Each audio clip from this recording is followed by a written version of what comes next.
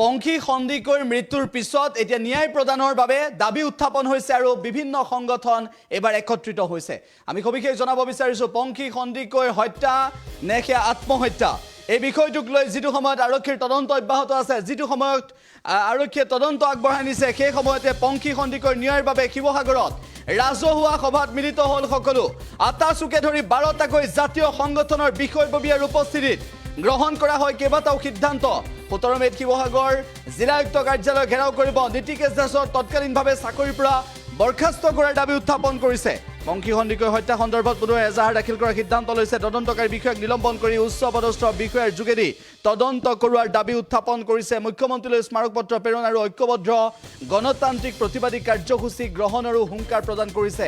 পংখী সন্দিকৈয়ে ন্যায় পাব লাগিব এই দাবী উত্থাপন কৰিছে আৰু তাৰ পিছত সকলো দল সংগঠন একত্ৰিত হৈ মুখ্যমন্ত্ৰীলৈ স্মাৰক পত্ৰ প্ৰেৰণ কৰিব আৰু বিধায়ক সুশান্ত বৰগোহাঁইক পুনৰ জাতীয় দল সংগঠন তথা ডিমোৰ প্ৰতিবাদী জনতাক উপলুঙা নকৰিবলৈ সকিয়নি প্ৰদান কৰিছে এই একত্ৰিত সংগঠনসমূহৰ নেতৃবৃন্দই। পংখী সন্দিকৈৰ ন্যায়ৰ বাবে কি কৈছে সেয়া আমি শুনাব বিচাৰিছো।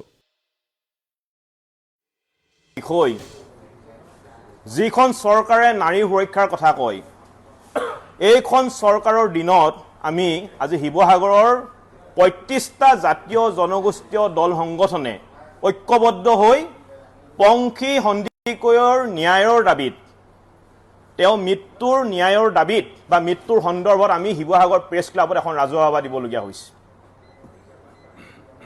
আৰু এই ৰাজহুৱা সভাই আজি এটা সিদ্ধান্ত গ্ৰহণ কৰিছে যে পংখী সন্দিকৈৰ ন্যায়ৰ মৃত্যুৰ ন্যায়ৰ বিচাৰি আমি যেতিয়া ডিমৌ ৰাজপথত শিৱসাগৰৰ যেতিয়া জাতীয় জনগোষ্ঠীয় দল সংগঠনবিলাকে প্ৰতিবাদ কৰিছিলে, তেতিয়া বিজেপি দলৰ এজন বিধায়ক সুশান্ত বৰগোহাঁয়ে শিৱসাগৰ জিলাৰ জাতীয় জনগোষ্ঠীয় দল সংগঠনসমূহক উপলুঙা কৰিছিলে।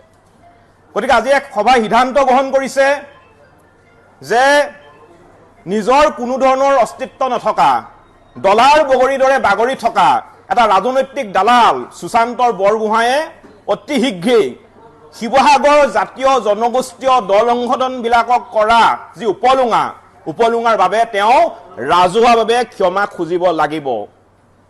প্ৰথম। দ্বিতীয়, পংখী সন্দিকৈৰ যেতিয়ালৈকে পংখী সন্দিকৈয়ে ন্যায় নাপায়, তেওঁলোকৰ পৰিয়ালে যেতিয়ালৈকে ন্যায় নাপায়, সেইদিন পৰ্যন্ত শিৱসাগৰ জাতীয় জনগোষ্ঠীয় দল সংগঠনবিলাকে অবিৰতভাৱে প্ৰতিবাদ কৰি যাব।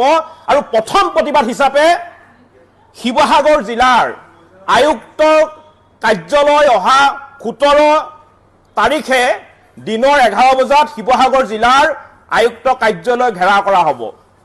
এই কাৰ্যসূচীত শিৱসাগৰ সকলো জাতীয় জনগোষ্ঠীয় দল সংগঠনে একলগ হৈ ঐক্যবদ্ধভাৱে এই কাৰ্যসূচী গ্ৰহণ কৰিব।